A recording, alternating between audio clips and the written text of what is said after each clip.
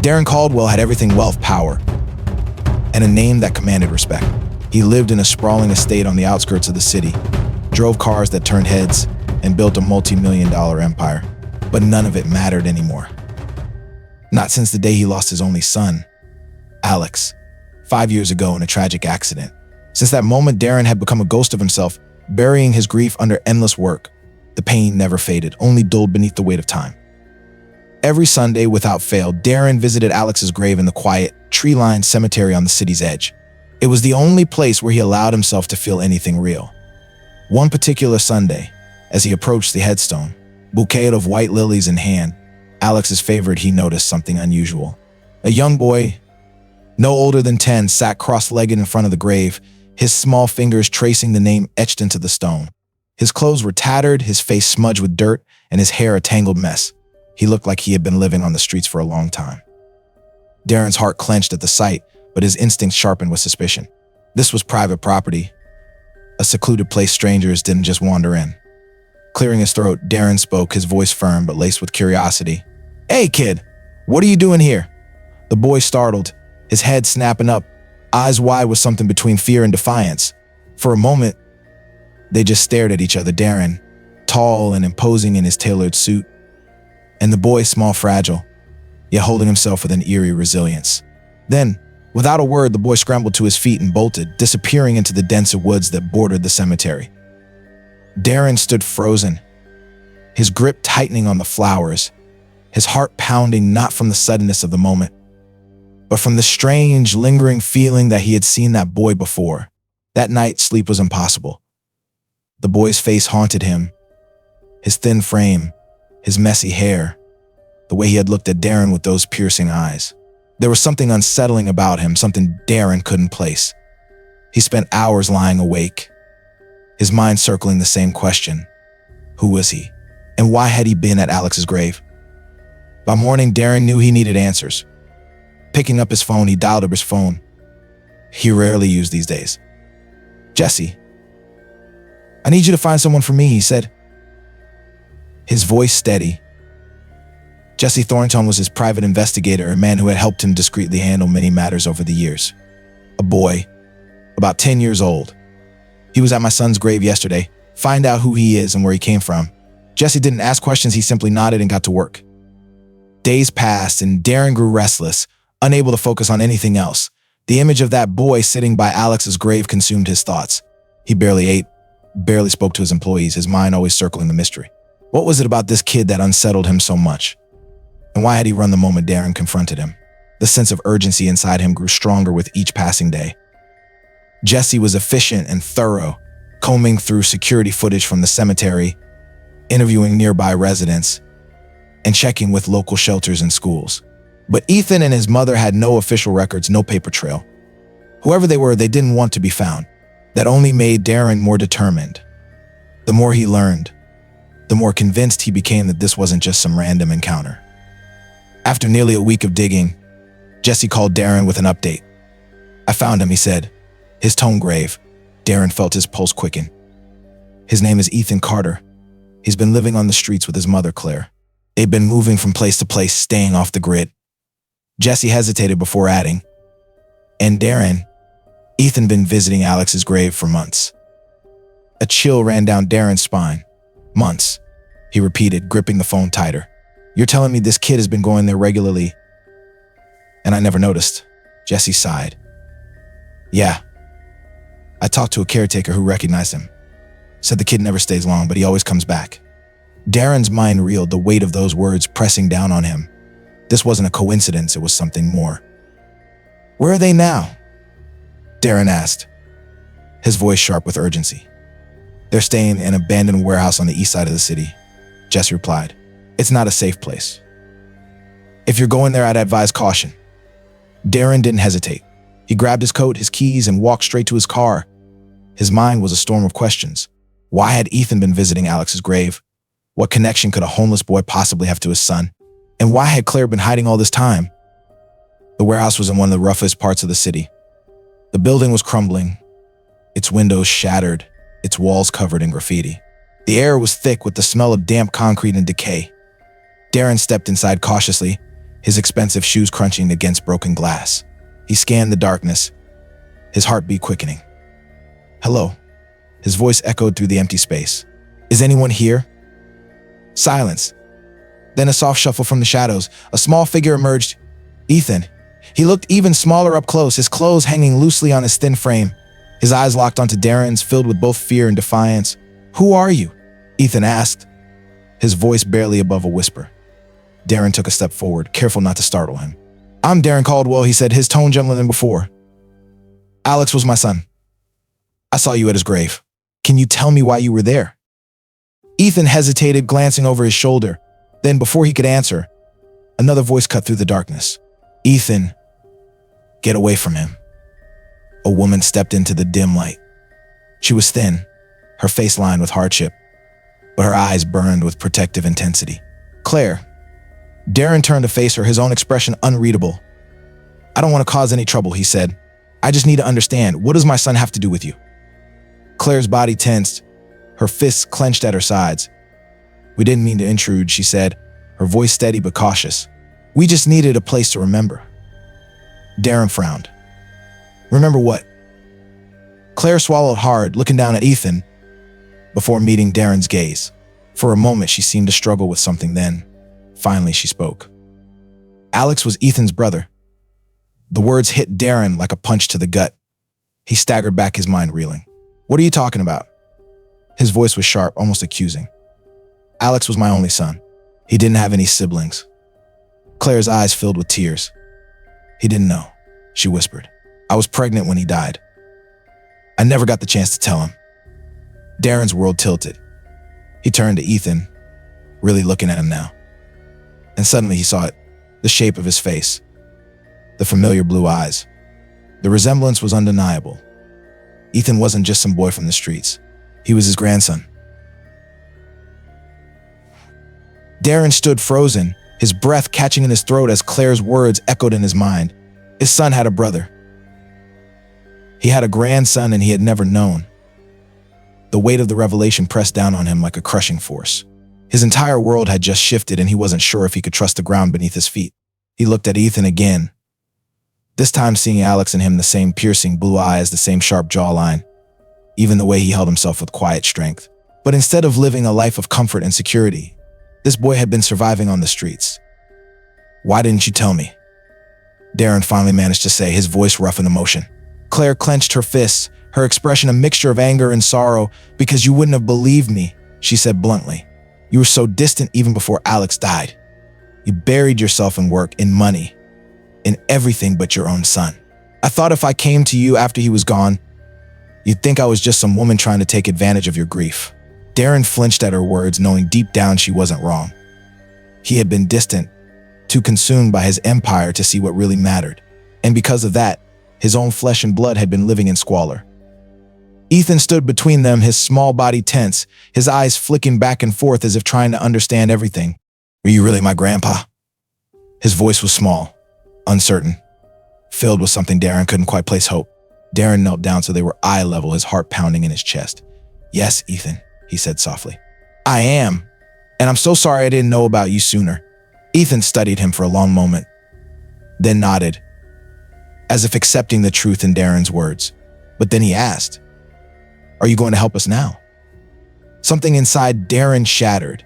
He had spent years building an empire, making decisions that moved millions of dollars at a time. Yet here was this little boy, his grandson, asking for something so simple. "Help." He turned to Claire, his voice firm. "You're not staying here anymore. You and Ethan deserve better than this." Claire crossed her arms, skeptical. "And what, you're just going to swoop in and fix everything? That's not how life works." Darren exhaled, standing up straight. "No, Claire, but I can give you a place to stay, a fresh start. Let me do this." Claire hesitated. She had spent years learning not to trust anyone but herself, struggling to protect Ethan from a world that had been anything but kind.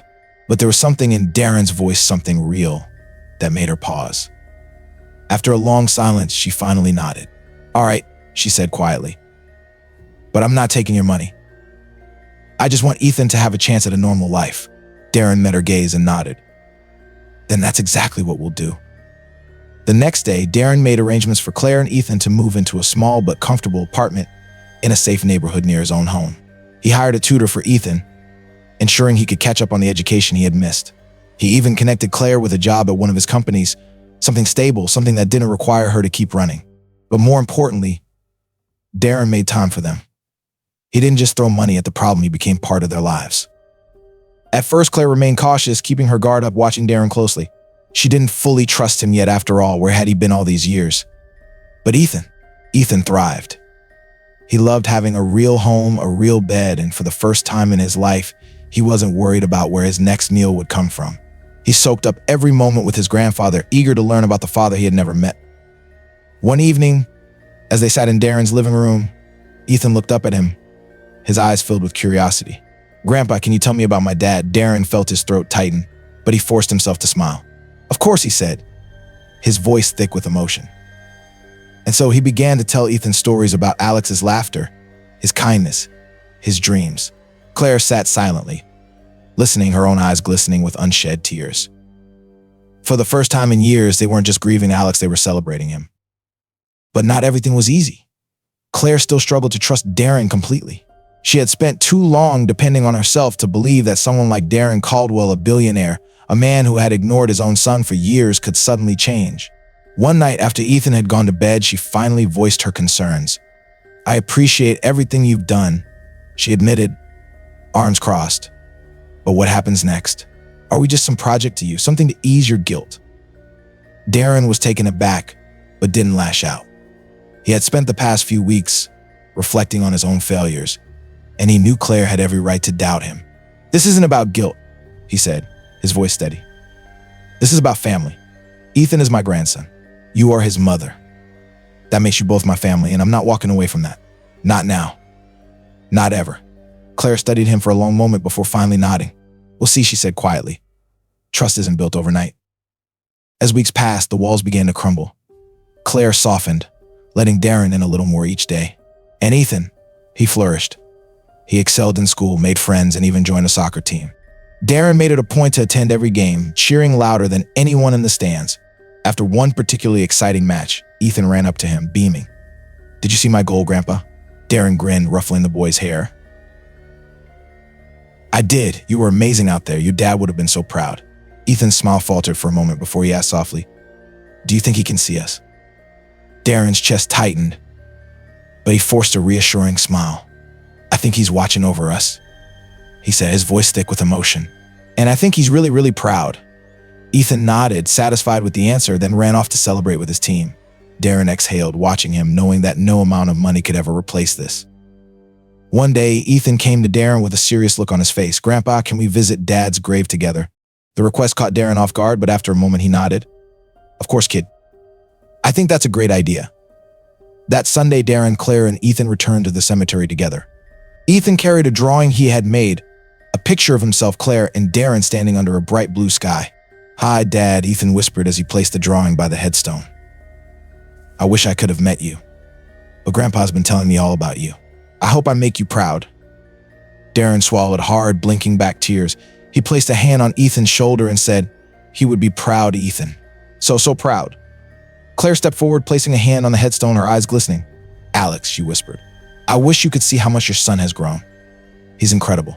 And I wish you could see how much your father has changed." She turned to Darren, meeting his eyes with a small, genuine soul.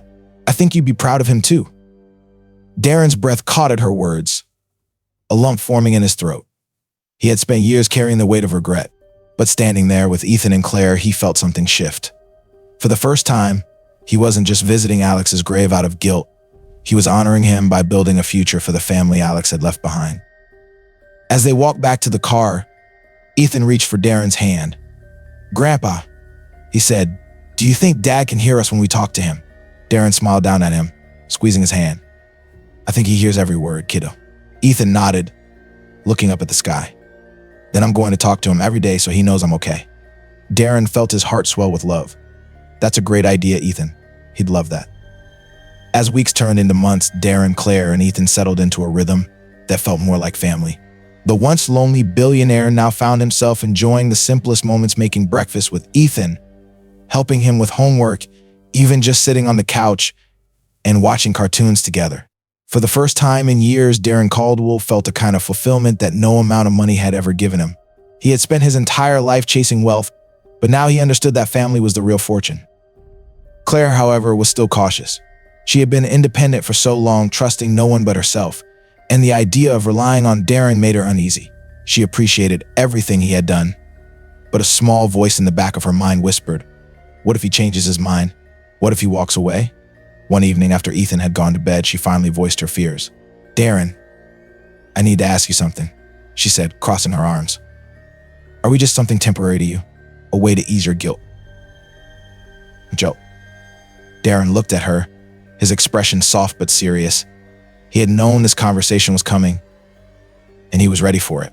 Claire, I get why you feel that way, he said. I made mistakes in the past. Huge mistakes. But this isn't about guilt anymore. It's about making things right. It's about Ethan, and it's about you. Claire searched his face, trying to find any hint of dishonesty, but all she saw was sincerity. She sighed, running a hand through her hair. I want to believe that, Darren. But trust isn't built overnight. Darren nodded, understanding. I don't expect you to believe it overnight. But I'm not going anywhere, Claire. Not now. Not ever. She studied him for a moment longer before finally relaxing just a little. Okay, she whispered. We'll see. It was a small step, but it was a step forward. And for Darren, that was enough for now. Meanwhile, Ethan was thriving. He had adjusted well to his new life, excelling in school, making friends, and even joining a soccer team. Darren made it a point to attend every game, cheering louder than anyone in the stands. After one particularly tough match, Ethan ran up to him, sweaty but beaming. Did you see that, Grandpa? I almost scored. Darren grinned, ruffling the boy's hair. You were incredible out there, kid. Your dad would be so proud. Ethan's smile faltered slightly. Do you really think so? Darren crouched down so they were eye level. I know so, he said firmly. Alex would have been your biggest fan. Ethan nodded, then suddenly threw his arms around Darren in a hug. Darren froze for a second, caught off guard before wrapping his arms around the boy. For the first time, he truly felt like a grandfather. One evening, Claire found Darren in his study, flipping through an old photo album of Alex. She hesitated at the doorway, watching him. You miss him, she said quietly. Darren sighed, his fingers tracing the edges of a photograph. Every single day, he admitted. Claire walked over and sat across from him. Ethan asks about him a lot, she said. I think he's trying to understand who his dad was. Darren smiled sadly. I want him to know everything. The good, the bad, the real Alex, not just some perfect version of him. Claire nodded. Then we tell him together. A few days later, Ethan came to Darren with a serious look in his eyes. Grandpa, can we go back to Dad's grave? He asked. I have something I want to tell him. Darren's throat tightened, but he nodded. Of course, kid. That Sunday, Darren, Claire, and Ethan returned to the cemetery, this time together. Ethan carried another drawing, this one of him, Claire, Darren, and Alex standing under a bright blue sky. Hi, Dad, Ethan whispered as he placed the picture by the headstone. I wish I could have met you, but Grandpa's been telling me all about you. I hope I make you proud. Darren swallowed hard, blinking back tears. He placed a hand on Ethan's shoulder. He would be proud, Ethan. So proud. Claire stepped forward, placing her hand on the headstone, her voice barely above a whisper. Alex, I wish you could see how much your son has grown. He's amazing. And I wish you could see how much your father has changed. She turned to Darren, offering him a small but genuine smile. I think you'd be proud of him too. Darren felt something shift inside him. For years he had lived with regret, haunted by the time he had lost with Alex. But standing here now with Ethan and Claire, he realized something. He couldn't change the past, but he could build a future. And that's exactly what he was going to do.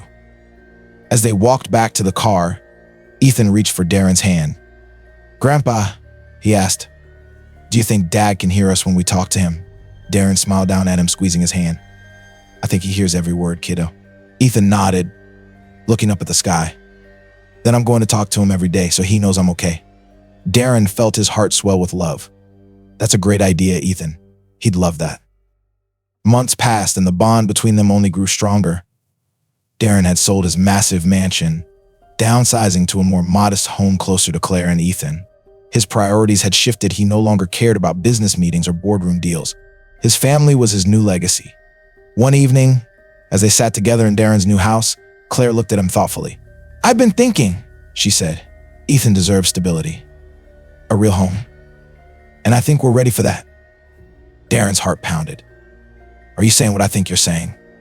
Claire smiled. "Yes, I think it's time we moved in together. As a family." Ethan's eyes widened. "Really?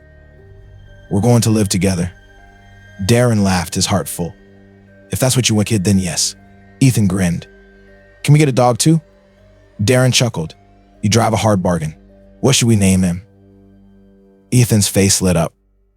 "Let's name him after Dad." Darren felt tears prick his eyes but nodded.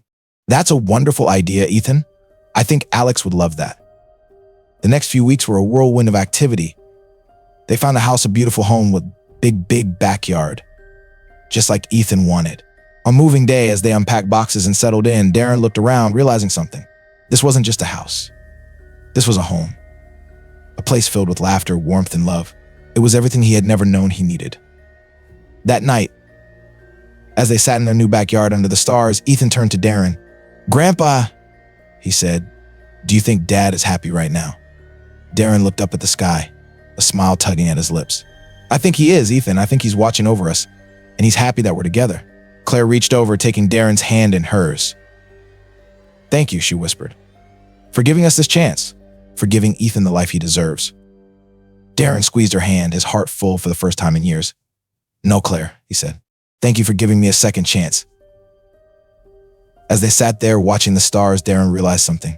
This was it. The life he had been searching for. Not wealth, not success, but love. The kind that heals, the kind that transforms, the kind that makes life worth living.